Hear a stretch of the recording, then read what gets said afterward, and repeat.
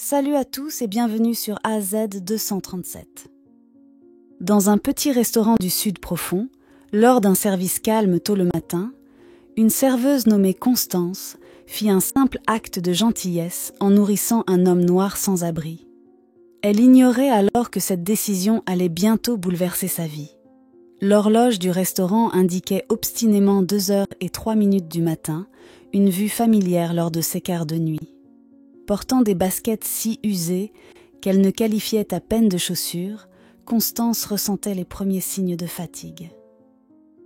L'air était épais de l'odeur de graisse rance, ponctuée par l'arôme amer du café en préparation.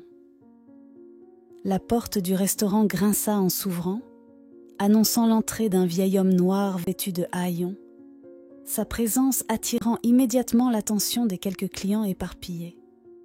Leur regard allait de la désapprobation au mépris manifeste, un témoignage silencieux de la nature peu accueillante de son apparition en un tel lieu. Constance, malgré le jugement tacite des autres, s'approcha de lui avec un sourire, lui offrant une place pour s'asseoir. Il ne demanda rien de plus qu'une tasse de café noir, une demande humble qui toucha le cœur de Constance. L'atmosphère du restaurant, chargée de jugement et de lassitude envers la race et la situation de l'homme, faillit dissuader Constance de l'aider davantage. Cependant, la défiance et la compassion l'emportèrent, la poussant à lui servir des crêpes et du bacon restant, un petit geste de gentillesse mais significatif.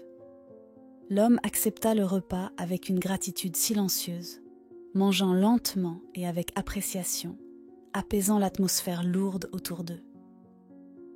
À la fin du repas, l'homme, se révélant être Carter, offrit à Constance un billet de $100 et une carte de visite, un geste si inattendu qu'elle en resta sans voix un instant. Il partit avec la promesse de revenir, laissant Constance perplexe et intriguée par son identité mystérieuse. Sa curiosité la poussa à inspecter la carte de visite de plus près, qui portait le nom de Lawrence Carter. La réalisation qui la frappa fut glaciale. Carter était une figure notoire de son enfance, connue pour ses actions violentes présumées lors d'une manifestation. Les médias l'avaient dépeint comme un fugitif dangereux, un homme responsable de transformer une manifestation pacifique en chaos. La peur et la panique remplacèrent rapidement la chaleur de ses actions précédentes. Constance était tourmentée par les implications de la visite de Carter et ses paroles de départ. La pensée d'être associée à lui, même indirectement par cette rencontre, la remplissait de terreur. Alors que son service touchait à sa fin, chaque ombre semblait cacher le retour de Carter. Chaque bruit annonçait des conséquences indésirables. Le premier client habituel entra. Les nerfs de Constance étaient à vif, mais elle afficha son sourire habituel et servit le café sans fin, ses sens en alerte maximale. Mais Carter ne revint pas. Le soleil se leva et les clients se succédèrent, mais le malaise qui la rongeait ne fit que s'intensifier. Finalement, l'épuisement l'emporta sur la peur. Elle s'affala dans une cabine à l'arrière pendant sa pause et sortit la carte de visite qu'il lui avait donnée avec les $100. Elle semblait plus lourde maintenant. Le nom autrefois anonyme brillait d'accusation. Dr. Lawrence Carter. Des images défilèrent dans son esprit, des manuels d'histoire d'une école à peine terminée et des extraits de vieux documentaires que son père regardait.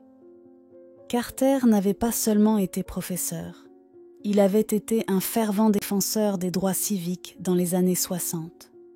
Puis les accusations étaient venues, les manifestations avaient mal tourné et la photo d'identité floue de la police avait suivi, celle qui hantait encore la mémoire collective de la ville.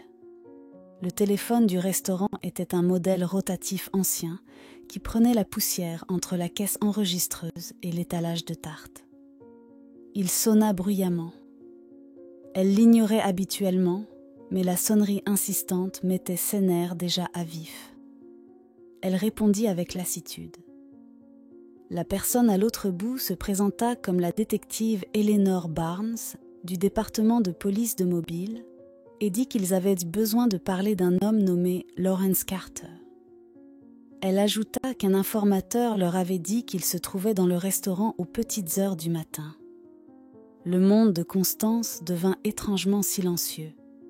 Le bruit des assiettes et le sifflement de la grille se turent comme si subitement étouffés.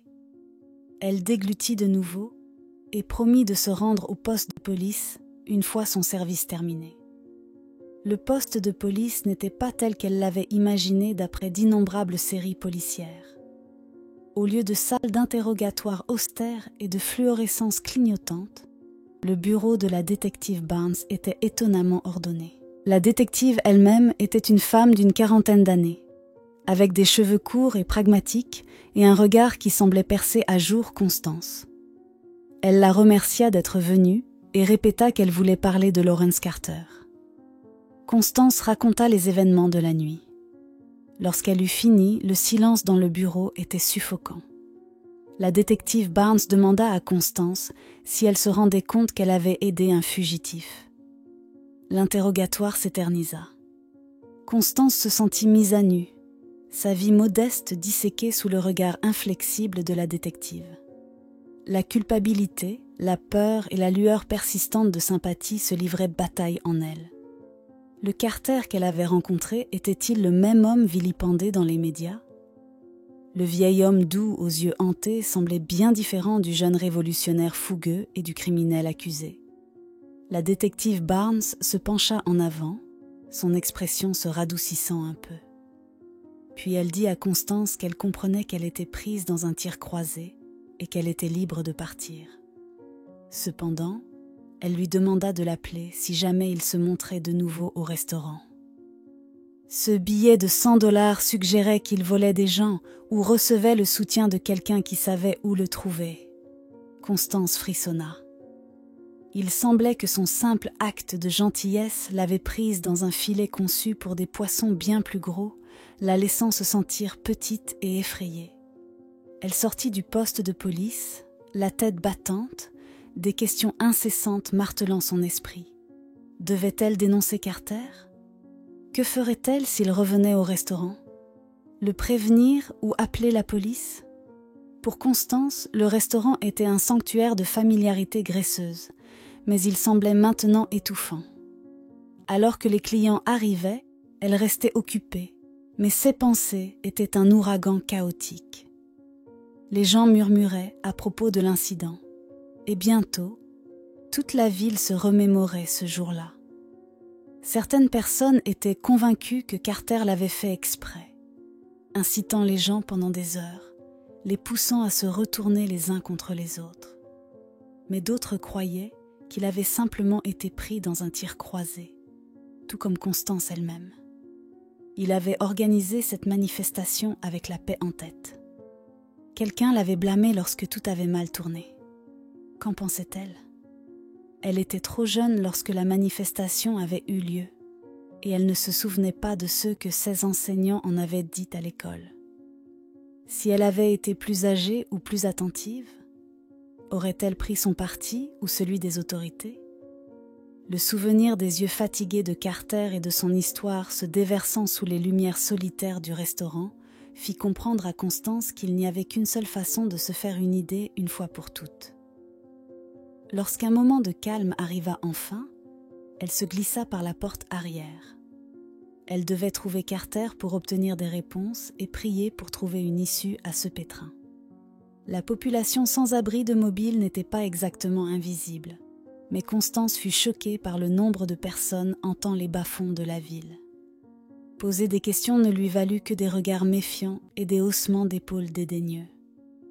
Alors qu'elle était sur le point d'abandonner, une silhouette recroquevillée sous une bâche abandonnée attira son attention. Elle appela le nom de Carter, sa voix à peine plus qu'un murmure. La peur était de retour, la rongeant, mais une détermination alimentée par l'adrénaline l'était aussi. La silhouette bougea, puis se redressa lentement. Carter plissa les yeux en la voyant, la reconnaissance mêlée de surprise et de fatigue. « Tu ne devrais pas être ici, » dit-il d'une voix rauque. « Ce n'est pas un endroit pour une femme respectable. » Elle serra les dents et lui dit qu'elle avait des questions, que la police lui avait posé des questions et qu'elle avait besoin de connaître la vérité. Carter soupira, un son plein de lassitude accumulé au fil des ans. « Et que feras-tu de cette vérité, enfant ?» demanda-t-il. « La vendre au plus offrant ?» Constance secoua vigoureusement la tête. Elle lui dit que la police pourrait penser qu'il l'avait payée pour son silence, que les $100 étaient pour acheter sa coopération. Elle lui dit aussi qu'elle n'arrivait pas à se décider, et c'était pourquoi elle voulait qu'il lui dise la vérité. L'avait-il piégé? Était-il innocent ou non? Les questions restaient suspendues dans l'air vicié de l'allée. Carter détourna le regard et fixa ses mains, usées et cicatrisées, mais étonnamment douces.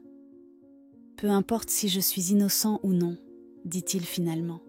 « Le système a décidé de ma culpabilité il y a longtemps. La vérité est tout ce qui compte. » Ils restèrent assis en silence, entourés des vies invisibles et inaudibles de la ville. À cet instant, Constance se sentit plus perdue, plus brisée qu'elle ne l'avait jamais été. L'image de Carter recroquevillé dans l'allée et sa résignation tranquille s'imprima dans sa mémoire. « Ils m'ont piégé, dit-il finalement. Pas les flics. Non, dit-il, des gens bien plus puissants, du genre à ne pas se salir les mains, mais à avoir du sang sur celles-ci malgré tout. Ils ont fait en sorte que j'ai l'air d'avoir perdu le contrôle, que j'ai transformé un mouvement pacifique en... » Il s'interrompit, le dégoût gravé sur ses traits. Elle demanda pourquoi. Carter avait maintenant un éclat révolutionnaire dans les yeux. Il lui dit que c'était parce qu'il disait la vérité et que ces gens puissants ne pouvaient trouver d'autre moyen de le faire taire. Il rassemblait autour de lui des personnes défavorisées. Cela rendait une personne dangereuse, surtout si cette personne ne pouvait être achetée ou brisée. Puis Carter se recroquevilla près du feu. Il lui raconta comment ils avaient détruit son nom et sa famille, mais n'avaient pas réussi à éteindre son étincelle. Alors, dit-il, il se cacha à la vue de tous. Il termina en disant qu'il attendant de frapper de nouveau, non pas avec violence, mais avec la puissance inébranlable de la vérité.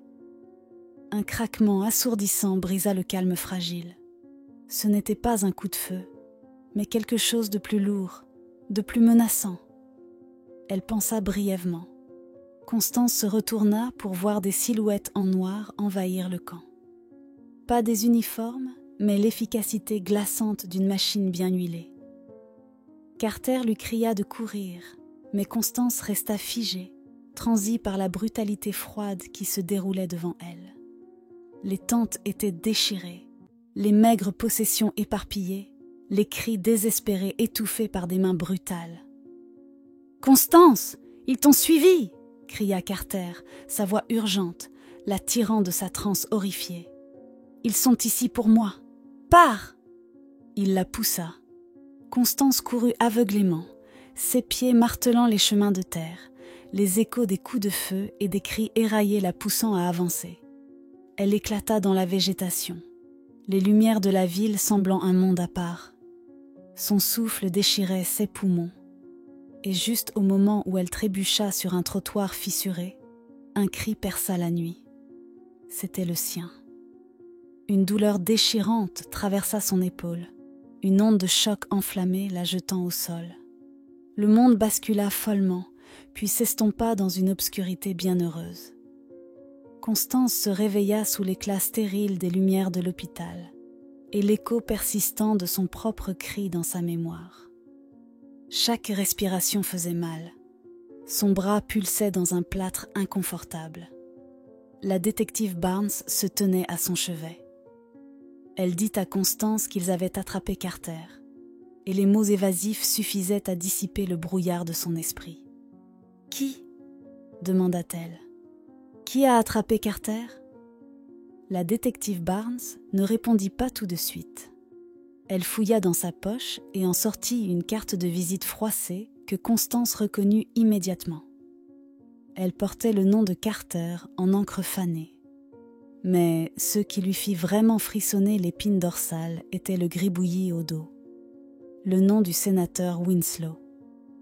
Constance connaissait trop bien Winslow, un homme notoire pour son bigoterie et sa tromperie, souvent dépeint comme un leader communautaire alors que ses actions disaient le contraire. La détective Barnes regarda Constance avec un regard qui frôlait le respect. « La lutte est perpétuelle, Constance, » dit-elle doucement. Elle se transforme simplement. Un demi-an plus tard, Constance réfléchissait à ces mots, reconnaissant la transformation tant dans sa ville qu'en elle-même. N'étant plus serveuse dans un restaurant, ses journées étaient maintenant remplies d'interviews médiatiques et d'écriture de discours passionnés. Sa détermination reflétait celle de Carter, dont le nom avait perdu sa connotation négative pour incarner une cause d'action, avec le soutien de la détective Barnes alimentant ce changement. Ce jour-là, Barnes avait révélé à Constance leur collaboration secrète avec Carter depuis des années, visant à dévoiler l'instigateur derrière la manifestation dont il avait été blâmé, ceux qui avaient sapé ses contributions à la communauté.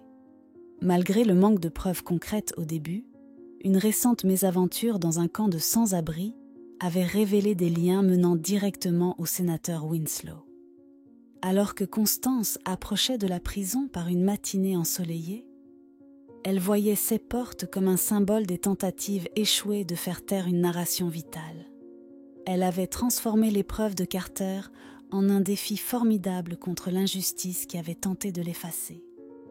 Sa campagne incessante, couplée à des apparitions publiques et des appels au département de la justice, avait abouti à la destitution du sénateur Winslow. Dépouillé de son influence, Winslow faisait maintenant face à des répercussions juridiques. L'ère dominée par le sénateur Winslow et ses semblables touchait à sa fin. Lorsque les portes de la prison s'ouvrirent, Carter apparut, visiblement âgé et fatigué, mais résilient. Constance croisa son regard, leur échange silencieux cimentant une promesse de persister dans leur lutte contre l'injustice, marquant le début d'un chapitre renouvelé dans leur lutte collective. Quelle est votre opinion au sujet de cette histoire ? Dites-le nous dans les commentaires. Merci d'avoir regardé la vidéo. Surtout, n'oubliez pas de cliquer sur le bouton j'aime et partager autour de vous. À très bientôt sur AZ237.